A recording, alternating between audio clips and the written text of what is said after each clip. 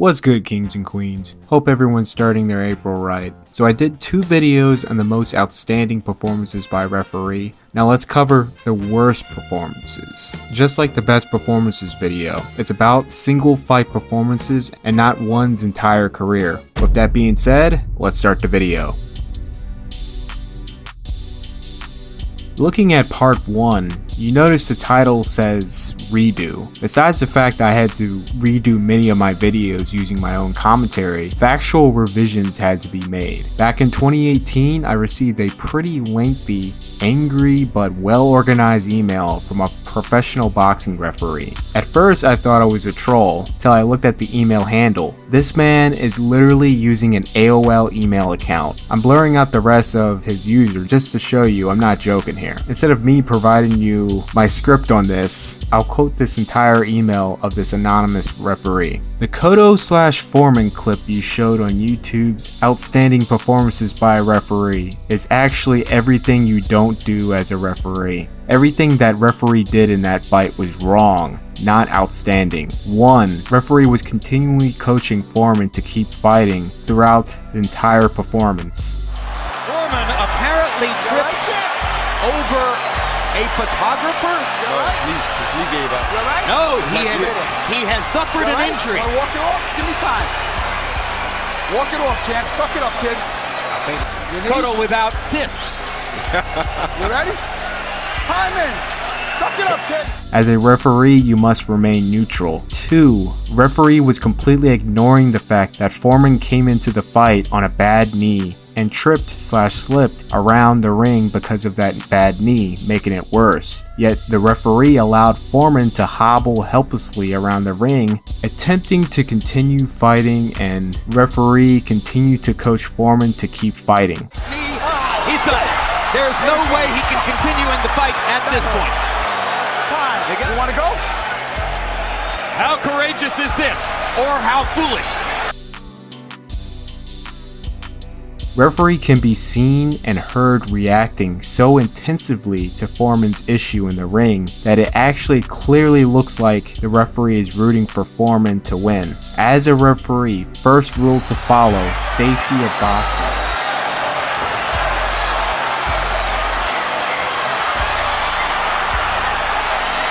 The crowd is in a fever pitch. The Foreman fans are in ecstasy because their man is fighting and trying to get through it.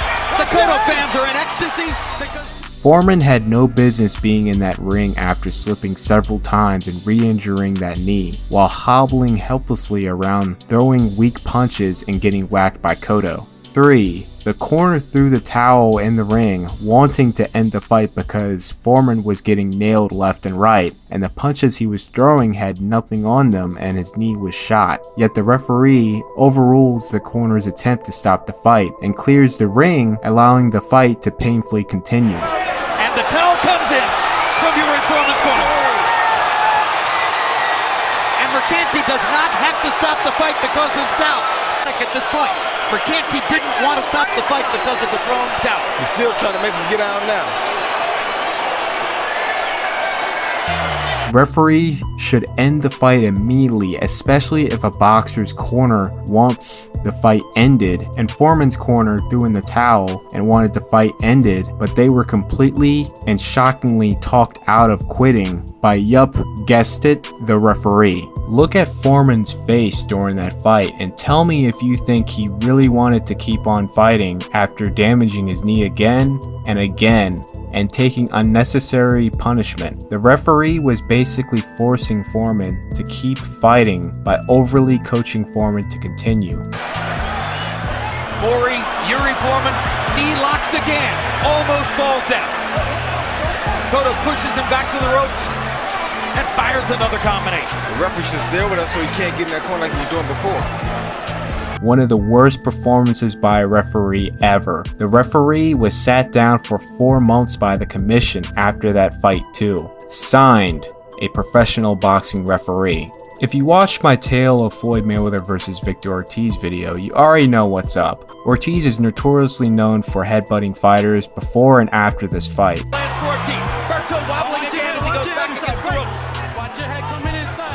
Ortiz had a as seen against Andrade and literally in the first 30 seconds of the Luis Collazo fight. What did Collazo do to deserve that? So anyways, Ortiz was warned in the locker room before the fight by Cortez. Be careful with the headbutts inside being your southpaw. You guys gotta be closer to the axis. Be careful with the heads inside. But not once Cortez acknowledged Ortiz's blatant headbutts until it became even more blatantly obvious and Cortez would finally give a warning. Ortiz's greater strength showing up when they go to the ropes.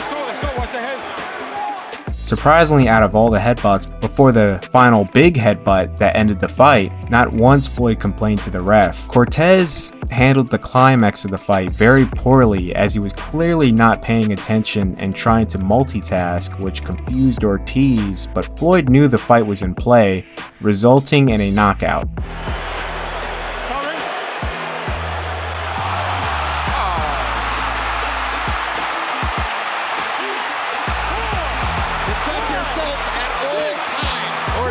Apologizing. I don't recall at all Ortiz complaining about Floyd's elbows in the fight or in the post-fight interview with Merchant, but he will angrily say backstage he was purposely headbutting Floyd because of the elbows, which surprisingly, it's hard to find any elbows Floyd had thrown or pushed off with. And this goes back to the Collazo fight. Collazo hadn't done remotely anything just to get chin checked by Ortiz in the first 30 seconds. This was just a mess from the opening bell and on, the ref failing to make any effort or keep order in the ring. This fight had an absolute ridiculous amount of fouls, all by Norwood. Bangs low here. Stop. Hold on. Don't punch. Step back.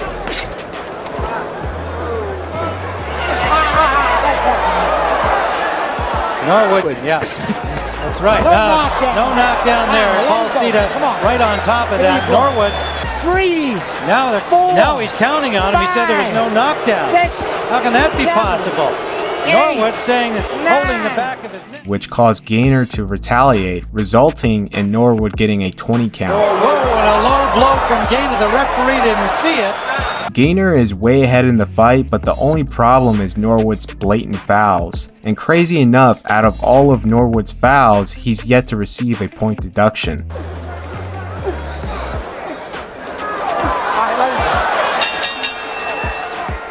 In the 11th round, Norwood hits Gainer with numerous heavy low blows, which went ignored by the ref till Gainer retaliated by throwing 2 huge low blow haymakers, flooring Norwood. The ref gave Norwood once again a 20 count, making it the third 20 count given to him. Despite Norwood getting up at 18, the ref waved him off anyway. This fight would be the start of inconsistent and odd performances by Joe Cortez, who is known for mostly doing great work. Soto was dominating the fight and was on the verge of stopping Lorenzo. Soto is pummeling Lorenzo in the ropes, and Cortez randomly pulls Soto off him despite there not being a clinch of any kind, which was questioned by the commentators. Joe Cortez is thinking of stopping it. I'm not sure why he pulled Soto off. It looked to me like he thought he was going to stop it, and now Lorenzo goes down to a knee as if to say, I'm not ready for more. Moments later, Soto hits Lorenzo as he is in the process of taking a knee. Cortez can't make up his mind what to call the fight, taking up a lot of time, which Harold Letterman highly criticized as it should be ruled a TKO for Soto. Cortez ruled the fight a disqualification. I don't see what's the big problem. When the guy was bending his hand and bobbing and weaving up and down, how can you tell when his knee is on the floor? He was continually going up and down all the time. This met with an emotional reaction I've never seen from the great Emmanuel Stewart in his years of commentating fights. Jim, I promised my 2 daughters that I wouldn't cuss on TV anymore. And I'm just about to break that promise. You know, this was disgusting. You know, here's a guy that was doing what he was trained to do. To knock a man out. The man is hurt, he's falling back and up, getting up and bending his head down. The fighter don't even know whether the guy is touching the floor or not. And the word they use, intentional, that is a disgrace. This is bad. And I mean, and there's no way in the world this guy, I wouldn't even want to fight a rematch if I was Humberto. The controversial decision of this fight caused the WBC to not award Lorenzo their interim title, as he clearly did not deserve to win. In defense of Joe Cortez, he is a referee with a long and quality dossier. He has a reputation as being one of the best referees in the sport. Is there a logical defense for the difficulty of having to make this decision and the ultimate determination of disqualification, or in your view, is there no defense? I'm just dealing with tonight. Forget about your record and all that. In the future, in the past, tonight was bad. This fight would completely ruin Abeko's career. Starting right at round 1, a knockdown which was clearly a slip was ruled a knockdown. Joseph would be hit with numerous low blows, which would go unaccounted for by the referee. 3 low blows in round 1 alone. Though he gave a warning, he never issued a point deduction. Round 11 will be the tipping point of this awful officiating. Joseph would be hit by a clear low blow, which referee Mora would count as a knockdown. Despite being right in front of both fighters having full visibility where the punch landed, after the fight before the cards were rendered, Abeko, angry of the whole situation, tries to go after Mora, where he had to be held back by his team and commission officers.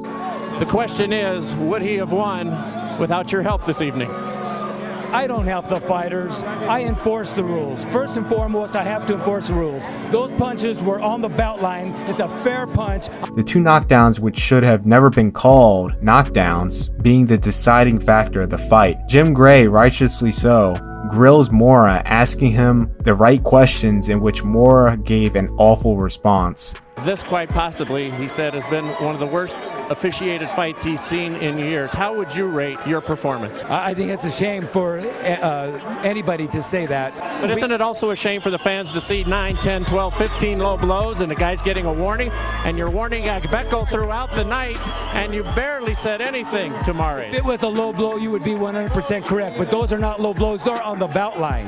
Well, you're way off. You're way off, Russell. Okay, thank you very much. Well, it does pain me to keep laboring this point, but this official is absolutely awful. This fight may have been the fight that gave Germany a bad name for years to come when it comes to officiating. The English commentators were already stating at the very beginning of the fight that this will happen with the referee.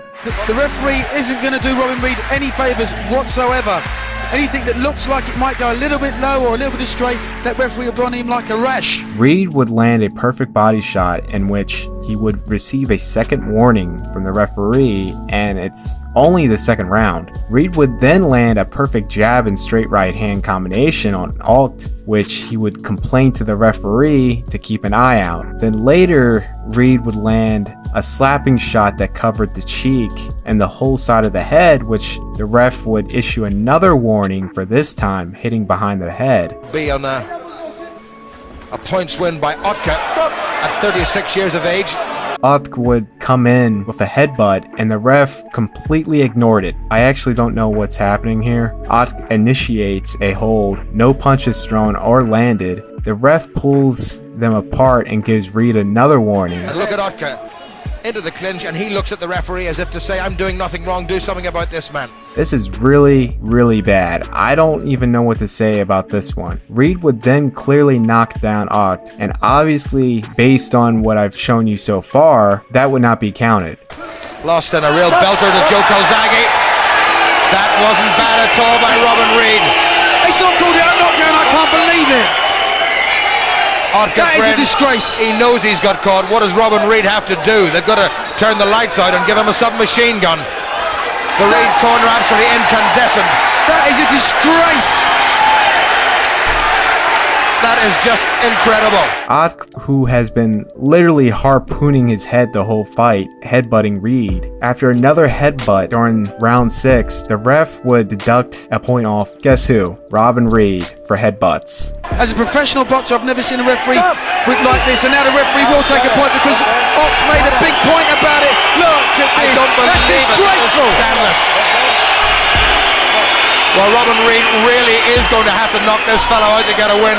And Otka's, look at that, Otka's diving in, and it's Otka who's making the contact. It's like a professional footballer who's going for the professional foul, or trying to tell the referee that he's been tripped. Fearful of disqualification, Reed was unable to fight to the best of his ability, literally walking on eggshells with every move he makes. But despite all of that, unofficially, he was well ahead as the winner on the cards. Well, I've got 4 rounds down now going into this next round. Oh my goodness. Oquendo realises that he's behind and he's trying to force the fight. Referee, come off it. That's disgraceful. What the referee's actually done there was a disgrace. There was nothing wrong with that right hand whatsoever, and he's warned Reed for it for slapping. This fight obviously be ruled controversially in the favor of Oct, the point deduction and the knockdown counted as a slip being the difference maker. Just to show the judges that he's being busy. Stop. Break. Stop it. I don't know what Robin Reed has to do to please this referee. Every time there's any contact at all. Now this is really disheartening, Robin Reed. And it's going to be a measure of just as good as concentration is. And that time it was Oquendo who went in with a head. Right by Reed, just blocked, good stiff shot. And there's Oquendo going in with a head. And what's he going to do about this?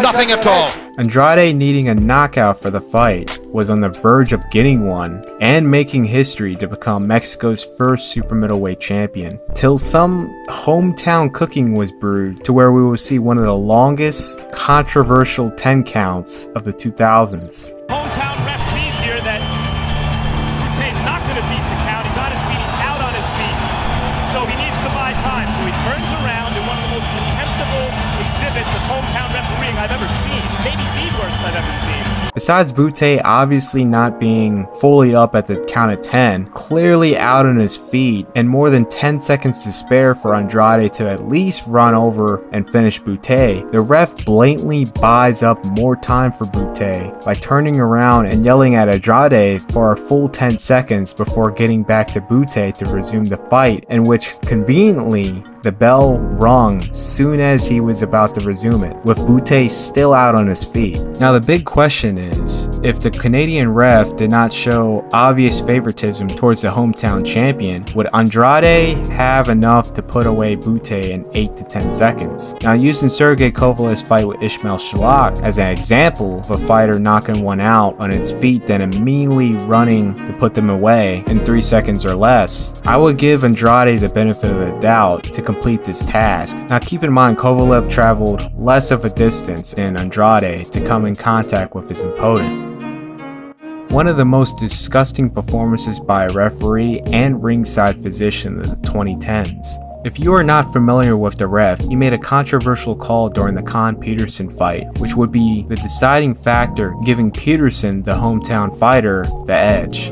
113, 112. To the winner by majority decision, and new light welterweight champion of the world. Throughout the fight, Colon was hit with numerous blows to the back of the head. After being dropped for the first time in the fight due to a blatant hit to the back of the head, right there, the fight should have been stopped and ruled a disqualification, as Colon told the doctors he was dizzy and the back of his head hurts. Despite him saying he could continue, that should have already been a flag for the doctor to rule he's unfit to continue. The ninth round being just as brutal, as both of the knockdowns were started by a hit to the back of the head, where the ref ignored. Colon would be disqualified on the grounds that his corner unlaced his gloves unknowingly. It was going into the 12th round. They thought the fight was already over, and the ref thought they did it purposely to buy time for Colon. The events that would take place would shock the boxing world. Due to the widespread backlash, Williams will retire from the sport for 2 years after the incident took place. The referee will be assigned to less work, and less than 5 months later, he will not ref a fight again.